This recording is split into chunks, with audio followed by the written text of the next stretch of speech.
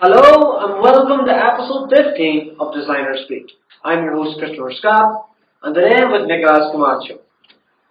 We're going to talk about typography.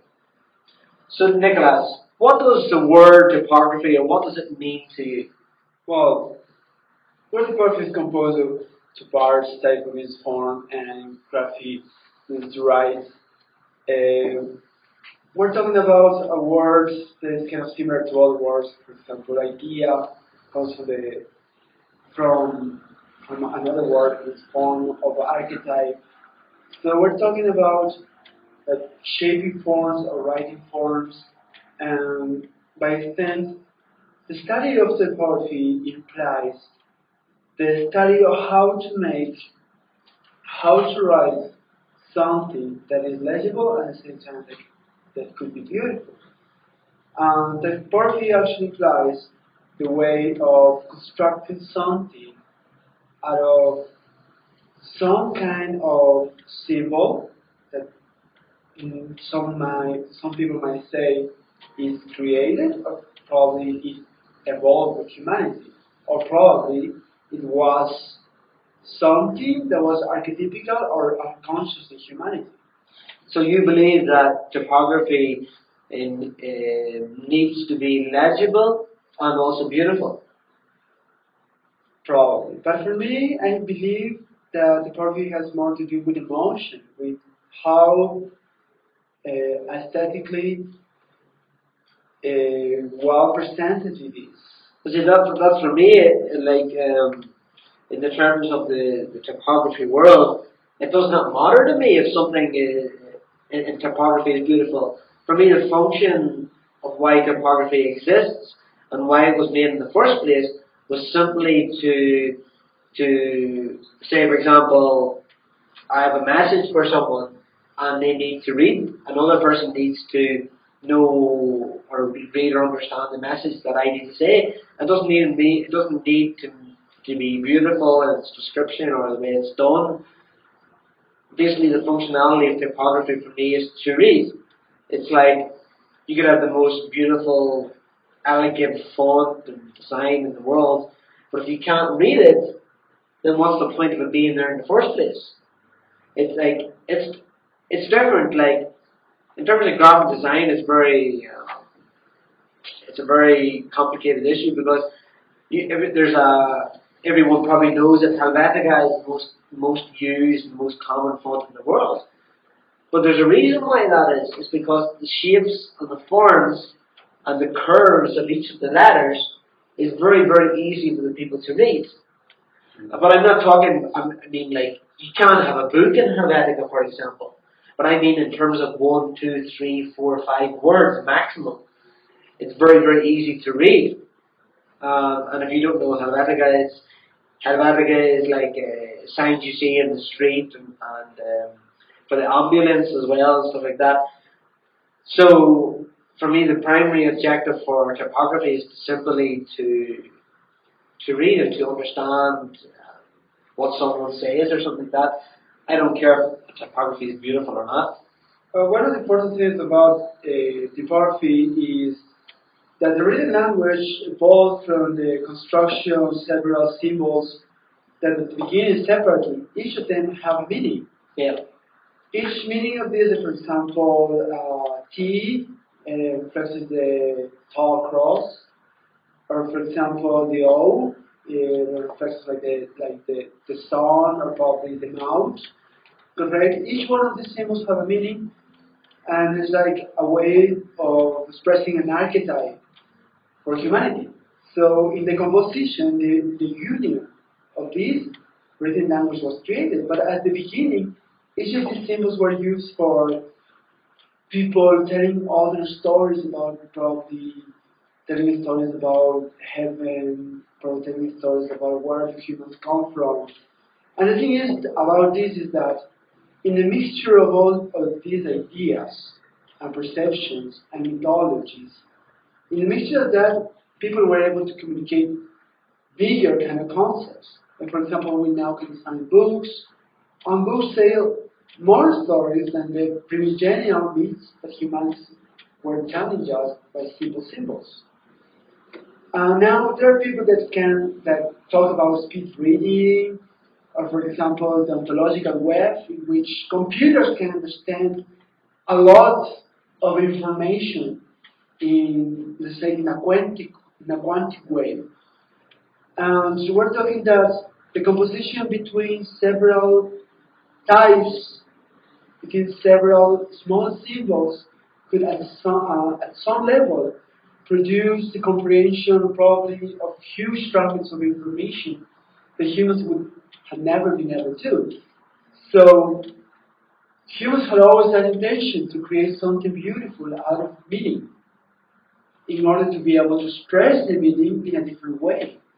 And through that way, to entice the people to get deeper into that meaning, rather than just the concept that's been said about some sort of form of legibility.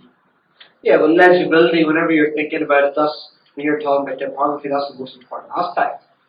Because if something is like, looks amazing and it looks beautiful, all these colours and stuff in it, if you can't read it, then what's the point? You know what I mean? Like, the primary objective with typography is to read. It doesn't matter any other aspect of typography. It's based on those simple shapes and those lines and those curves. And if you even go back to whenever they did the caveman, their type of typography was like maybe like a sun, and someone was on the back of an animal, and they had a spear and they were hunting. So these like is it lithographs? Lithographs. These like it's like a form of typography. It's like but it's more based on symbols. Like that's why I also believe that if you take, for example, something like Morse code, it's only a noise. But if you think about it logically, it's a form of typography as well. And what is the like Morse code is not something that's beautiful. It's like,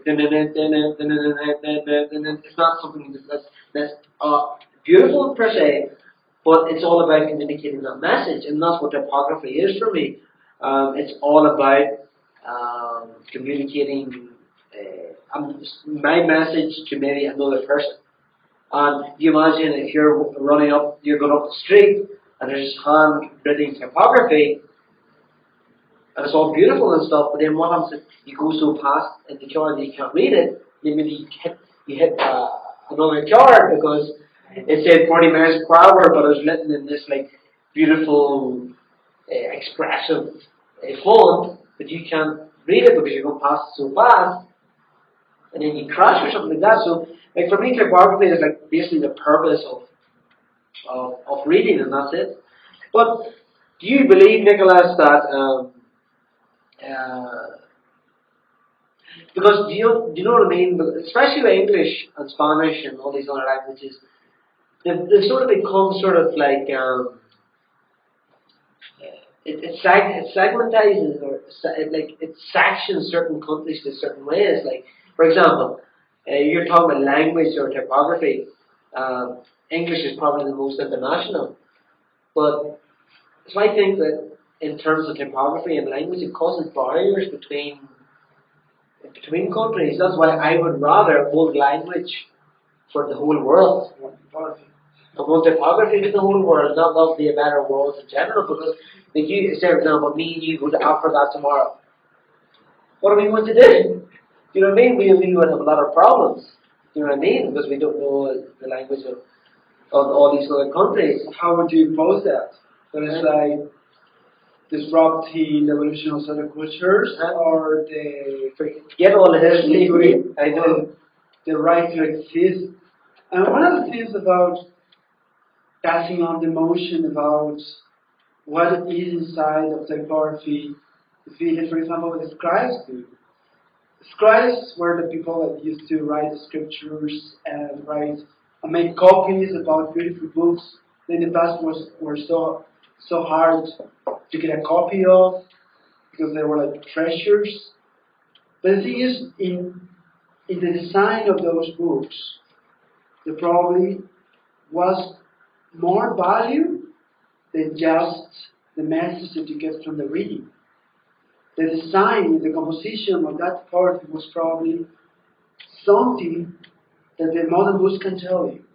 And there is something very important about design in design and typography, because I see a lot of design where some parts of the symbols, some part of the letters are not as readable as you want, but they are kind of hidden.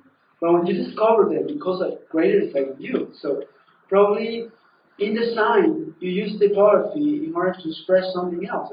You're talking about beauty, probably ugliness, probably some other form of emotion. There's like the impact and stuff like that. So you believe that typography should have emotion?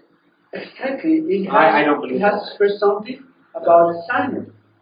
The typography cannot always express emotion just Helvetica, and probably Helvetica has some kind of emotion for certain people. But the thing is that the person has to be able to modify the character in order to get the meaning of each symbol.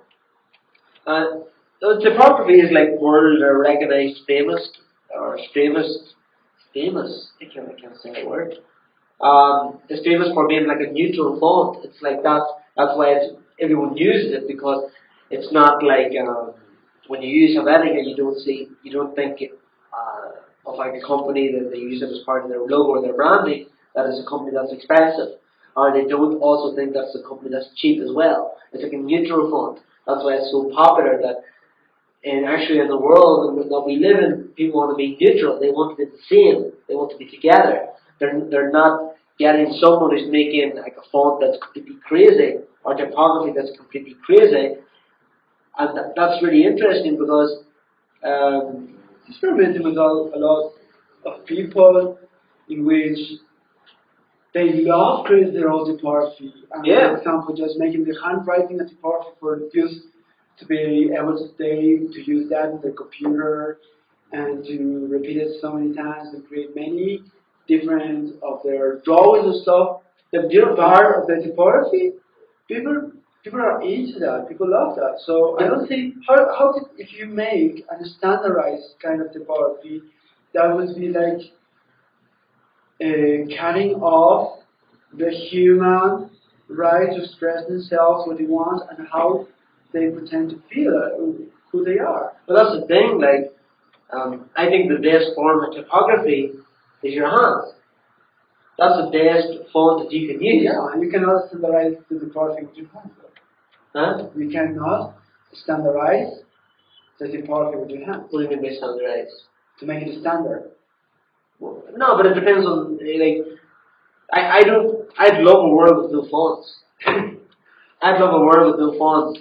Get away with Comic Sans. Get away with all these other fonts, and just do everything by hand. Like that's for me the best way to. So what about computers and future new media? No, well, obviously we can't live without fonts now. Fonts are like embedded into the system, but like I always say to students, like if they're ever designing something, the best way, and they always say, "Oh, Prophet, what font did I use?" And I always say, use your hands. Just write it how you would write it, and that puts a bit of the self into the work instead of just going on the computer and clicking and edit.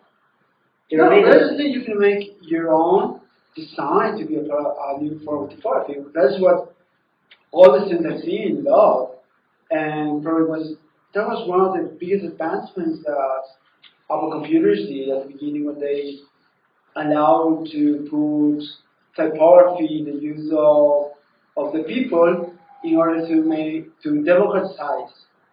democratize the typography to the people, for everyone to use a nice typography. And that's what people love. And they just don't want to use their hands, they want to pass this to a system for making their own typography to express their own emotion, and at the same time has some form of legibility. But beyond that, to design their emotions and place their emotions in whatever substratum that they might need to create. Okay. Yeah, I think we'll end the episode 15 here. Thank you very much to Nicolas Camacho for joining me here today. I think typography all depends on the person. Like me and Nicholas have very different opinions on what typography is and what it does. But that's a good thing. That's why we're human. So if you want to use typography, a font, or you want to use Comic Sans, but I don't recommend doing that. But basic typography means whatever you want it to mean. The same as design in general. It's up to you and what way you put your personality into whatever you want in whatever you want in your life. Basically, what you need to do is love it. And I have a big fond for typography. It's a very interesting concept, and I love joining talking to Nicholas about it because he has a passion for it also. But yeah, thank you very much, guys, for viewing this episode of Designer Speak. View our videos on YouTube, view our Facebook page, and keep supporting this project. And send us your comments, what you want us to talk about, because that's what really is going to drive this project in the future. Thank you very much to our production team, Dead Rabbit. You can like their Facebook page and all those sorts of things. And yeah, guys, we'll see you again very soon for episode 16. We are Designers Speak.